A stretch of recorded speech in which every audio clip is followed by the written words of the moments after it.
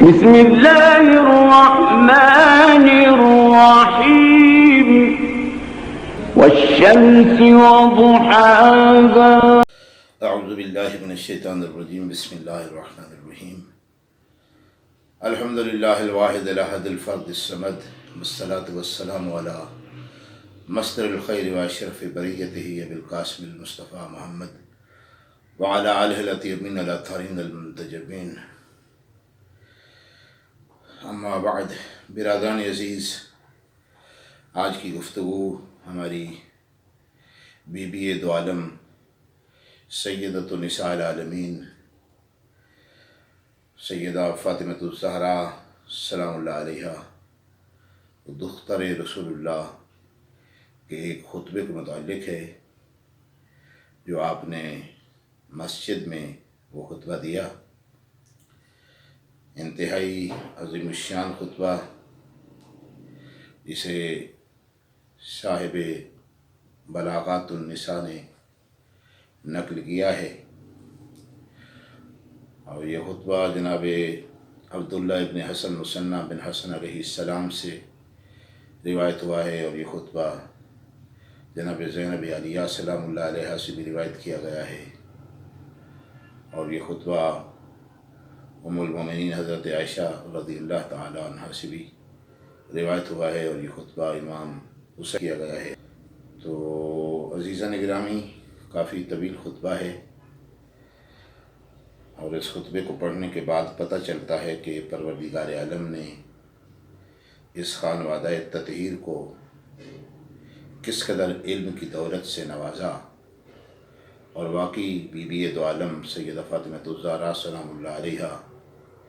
علم کا ایک سمندر ہیں. اور جب خطبہ دینے آئیں تو انداز، چلنے کا انداز بھی جو مورخین نے نقل کیا وہ رسول اللہ صلی اللہ علیہ وآلہ وسلم کی طرح تھا، اور لہجہ بھی رسول اللہ صلی اللہ علیہ وآلہ وسلم کا تھا، انداز بھی رسول اللہ صلی اللہ علیہ وآلہ وسلم کا تھا، اور گویا کہ الفاظ بھی نبی کریم صلی اللہ علیہ وآلہ وسلم. جس طرح سے کہ جناب زینب عالیہ سلام اللہ علیہ کا خطبہ بازار کوفہ میں اور دربار شام میں لگتا تھا کہ امیر المومنین زندہ ہو کے آ گئے ہیں، تو یہ جو خطبہ جناب سیدہ کونین سلام اللہ علیہ نے دیا ہے، اس سے بھی یہ لگتا ہے کہ جس طرح کہ نبی کریم صلی اللہ علیہ وآلہ وسلم زندہ ہو کے آ گئے ہوں، اور ان کا خطبہ سننے کے بعد نبی کریم صلی اللہ علیہ وسلم کی ایک مرتبہ یاد تازہ. تو جناب سیدہ کونین سلام اللہ علیہ کے خطبے کے مختلف اجزاء ہیں، اور ان میں سے ایک اقتباس جو کہ فلسفہ احکام دین پر بی بی نے جو بات کی ہے، اس میں سے 3 لفظوں کی وضاحت میں آپ کی خدمت میں پیش کر دیتا ہوں، اور آج کی گفتگو اسی کے متعلق ہوگی. جملہ جو جناب سیدہ کونین سلام اللہ علیہ نے ارشاد فرمایا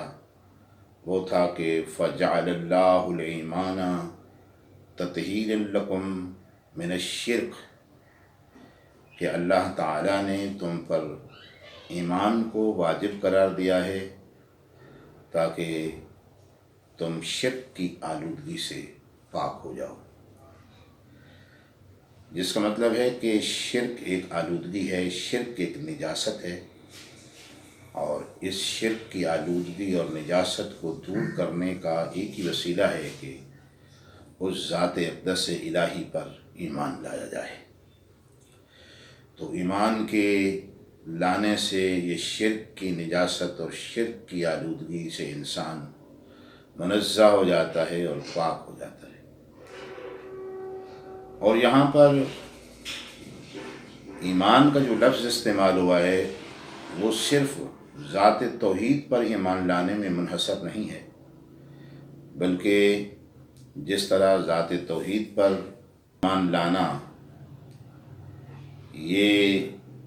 پاکیزگی کا سبب ہے اور آلودگی سے محفوظ کر دیتا ہے، اسی طرح نبی کریم صلی اللہ علیہ وآلہ وسلم کی نبوت اور رسالت پر ایمان لانا بھی انسان کو نجاستوں سے اور آلودگی سے پاک کر دیتا ہے، اور صرف نبی کریم صلی اللہ علیہ وآلہ وسلم کی نبوت اور امامت پر ایمان لے آنا ہی کافی نہیں ہے، بلکہ سرکار امیر المومنین علی بن ابی طالب علیہ السلام اور ان کی اولاد پر ائمہ ہدی علیہ السلام، امام حسن مجتبیٰ علیہ السلام سے لے کر سرکار امام زمانہ علیہ السلام تک تمام اماموں کی امامت پر جب ایمان لایا جائے تو اس طرح سے ایمان انسان کا کامل ہو جاتا ہے۔ اور اس لیے پروردگار عالم نے قرآن مجید میں ارشاد فرمایا کہ الیوم اکملت لکم دینکم واتممت علیکم نعمتی، کہ آج دین کامل ہوا ہے، یعنی یوم غدیر، جس دن سرور دو عالم صلی اللہ علیہ وآلہ وسلم نے امیر المومنین علی بن ابی طالب علیہ السلام کی امامت کا اور ان کے مولا ہونے کا اعلان فرمایا۔ تو اس جملے میں ذات توحید اور رسالت کے علاوہ امامت کی طرف بھی اشارہ موجود ہے کہ جس طرح ذات توحید پر عقیدہ آلودگی سے بچاتا ہے، اور جس طرح رسالت پر عقیدہ اور ایمان لانا آلودگیوں سے بچاتا ہے، اسی طرح ائمہ ہدی علیہ السلام کی امامت پر ایمان لے آنا بھی انسان کو آلودگیوں سے محفوظ رکھتا ہے اور بچاتا ہے۔ دوسرا فقرہ جو بی بی کونین نے ارشاد فرمایا وہ فقرہ ہے کہ وَالصَّلَاةَ تَنزِيهًا لَكُم مِّنَ الْكِبْرِ، اور اللہ تعالیٰ نے تم پر نماز واجب کی ہے تاکہ تم تکبر سے پاک ہو جاؤ، تکبر سے منزہ ہو جاؤ۔ تکبر ایک ایسی بری صفت ہے جو انسان کو اگر لاحق ہو جائے تو اس سے معاشرے میں لاتعداد خرابیاں اور مسائل پیدا ہو جاتے ہیں۔ تو اس لیے شیطان بھی اسی اپنے تکبر کی وجہ سے بارگاہ رب العزت سے راندہ درگاہ کیا گیا اور نکالا گیا، کیونکہ اس نے آدم علیہ السلام کے مقابل تکبر کیا۔ تو یہ اس کی بری صفت جو ہے تکبر کی، اس تکبر سے انسان کو پاک کرنے کے لیے پروردگار عالم نے جناب سیدہ کونین سلام اللہ علیہ ارشاد فرما رہی ہیں کہ خالق کائنات نے اس تکبر سے پاک کرنے کے لیے انسان پر نماز واجب کی ہے، اور نماز کو قرار دیا ہے اس مقصد کے لیے۔ اس کا مطلب ہے کہ جو انسان نماز پڑھتا ہے اس میں تکبر نہیں رہتا، جیسا کہ قرآن مجید میں بھی ارشاد فرمایا ان الصلاۃ تنہی عن الفحشاء والمنکر والبغی یعظکم لعلکم تذکرون۔ باغ کا معنی باغی یعنی سرکشی، سرکشی کو ہی تکبر، کہ نماز برائی سے روکتی ہے اور فحاشی سے روکتی ہے، اور سرکشی اور بغاوت سے روکتی ہے، اور تکبر سے روکتی ہے، اور انسان میں عاجزی پیدا کرتی ہے۔ تو عاجزی ایک ایسی صفت ہے کہ یہ بہت کمال کی صفت ہے کہ جس انسان کے مزاج میں عاجزی ہو، اگر دنیا کے سارے انسان اس عاجزی کو اختیار کر لیں جو ایک نمازی کے مزاج میں ہوتی ہے، تو معاشرے سے لاتعداد مفسدے ختم ہو سکتے ہیں۔ اور جو انسان خالق کائنات کی بارگاہ میں 24 گھنٹوں میں 5 مرتبہ اپنی پیشانی خاک پر رکھ دیتا ہے اور اپنا سر اس کی بارگاہ ربوبیت میں جھکا دیتا ہے، تو اس کا مطلب ہے کہ اس نے اسی کو متکبر تسلیم کیا ہے، اور اسی کو کبریات تسلیم کیا ہے، اور اسی کو اللہ اکبر کہا ہے کہ دنیا میں کوئی چیز اس کے علاوہ بعظمت نہیں ہے۔ گویا وہی ذات اقدس الہی ہے جس کو کبریائی زیبا ہے، جس کو یہ تکبر زیبا ہے، اور اس پیشانی کے خاک پر رکھنے کی وجہ سے انسان کے ذہن میں ایک عجز اور ایک انکساری پیدا ہو جاتی ہے۔ تو بی بی فرما رہے ہیں کہ اس لیے پروردگار عالم نے تم پر نماز کو واجب کیا۔ اور اس کے بعد مخدومہ کونین فرما رہی ہیں زکوٰۃ تزکیۃ للنفس، اور اللہ تعالیٰ نے تم پر زکوٰۃ کو واجب کیا ہے تاکہ تمہارے نفس پاک ہو جائیں، تزکیہ نفس کے لیے، نفس کی اندرونی اور باطنی جو بیماریاں ہیں وہ ختم ہو جائیں، اور ان بیماریوں سے یعنی رذائل اخلاقی سے انسان پاک ہو جائے۔ تو اس لیے پروردگار عالم نے تزکیہ نفس کے لیے، تو آپ خود دیکھیے کہ تزکیہ نفس کتنی اہم چیز ہے اور تزکیہ نفس کتنا ضروری ہے، کہ مخدومہ کونین فرما رہے ہیں کہ اللہ تعالیٰ نے اس کے لیے زکوٰۃ کو واجب کیا ہے۔ تو زکوٰۃ کی اہمیت کتنی بڑھ جاتی ہے کہ جس کے ذریعے سے تزکیہ نفس حاصل ہو جائے انسان کو۔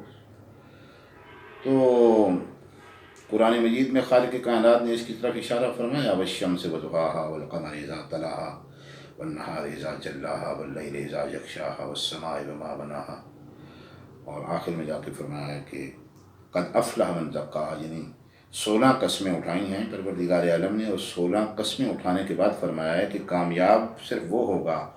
فلاح صرف اسے نصیب ہوگی جو تزکیہ نفس کر لے گا۔ تو اب اندازہ کیجئے کہ رب العالمین 16 قسمیں اٹھا کے فرمائے کہ جو اپنی ذات کو پاک کر لے گا، جو تزکیہ نفس کر لے گا، وہی کامیاب ہوگا اور وہی فلاح کی منزل تک پہنچے گا۔ اور بی بی فرما رہی ہیں کہ زکوٰۃ انسان کو تزکیہ نفس کی منزل تک لے جاتی ہے، تو پھر یہ زکوٰۃ کی اہمیت خود بخود واضح ہو جاتی ہے۔ تو اس کا مطلب ہے کہ خداوند عالم نے جتنی بھی چیزیں واجب کی ہیں ان کے پیچھے فلسفہ یہی ہے کہ انسان کے اندر سے رذائل اخلاقی کو ختم کیا جائے۔ نماز کے وجوب کا مقصد تکبر کو ختم کرنا ہے، اور زکوٰۃ کے وجوب کا مقصد رذائل اخلاقی سے پاک ہو جانا ہے۔ اور اس کے علاوہ زکوٰۃ کے واجب ہونے کی دوسری ایک چیز فرما رہی ہیں، دوسری وجہ یہ فرما رہی ہیں، نمان فی الرزق، نما اسی نمو سے ہے کہ رزق میں اضافہ ہوتا ہے۔ زکوٰۃ اگر کوئی ادا کرتا ہے تو اس کے رزق میں اضافہ ہو جاتا ہے، یہ بی فرما رہی ہے۔ اب زکوٰۃ دینے سے رزق میں کیسے اضافہ ہو جاتا ہے؟ بظاہر تو یہی لگتا ہے نا کہ آپ کے پاس 100 روپے ہیں، اس میں سے آپ نے زکوٰۃ دے دی تو پیسے تو کم ہو گئے، تو مال تو کم ہو گیا، تو یہ اضافہ کیسے ہو جاتا ہے؟ تو اس کو ایک مثال سے میں آپ کو سمجھا دیتا ہوں اور اپنی بحث کو، آج کی بحث کو ختم کر دیتا ہوں۔ تو عزیزان گرامی، اس کی مثال یہ ہے کہ جس طرح کوئی درخت بہت گھنا ہوتا ہے اور مالی جو ہے اس درخت کی بہت سی شاخیں کاٹ دیتا ہے، اور درخت کی شاخوں کو کاٹنے کا مقصد یہ ہوتا ہے کہ یہ اوپر کی طرف اس کا قد بڑھے اور یہ اچھی طرح سے پھلے پھولے،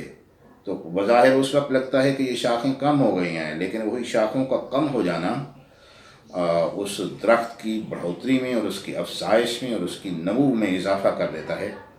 اور اسی طرح سے کسانوں کو آپ دیکھتے ہیں کہ جب وہ کھیت میں کوئی فصل اگاتے ہیں تو اس کے بعد کچھ پودے ان میں سے وہ نکال دیتے ہیں، جب فصل گھنی ہو جاتی ہے تو کچھ پودے اس میں سے نکال کے باہر پھینک دیتے ہیں۔ تو اس کا مقصد بھی یہی ہوتا ہے کہ فصل کو پھل اچھی طرح سے لگے اور اس کی اچھی طرح سے افزائش ہو۔ عین اسی طرح سے جس مال سے زکوٰۃ دے دی جائے تو اس مال میں خالق کائنات ایک برکت پیدا کر دیتا ہے اور اسے ایک دمام حاصل ہوتا ہے، اور اسی چیز کی طرف اشارہ مخدومہ کونین سیدہ فاطمہ الزہرا سلام اللہ علیہا فرما رہی ہیں کہ زکوٰۃ کو اللہ نے رزق میں افزائش اور اس کی بڑھوتری کا وسیلہ قرار دیا ہے۔ وآخر دعوانا ان الحمد للہ رب العالمین۔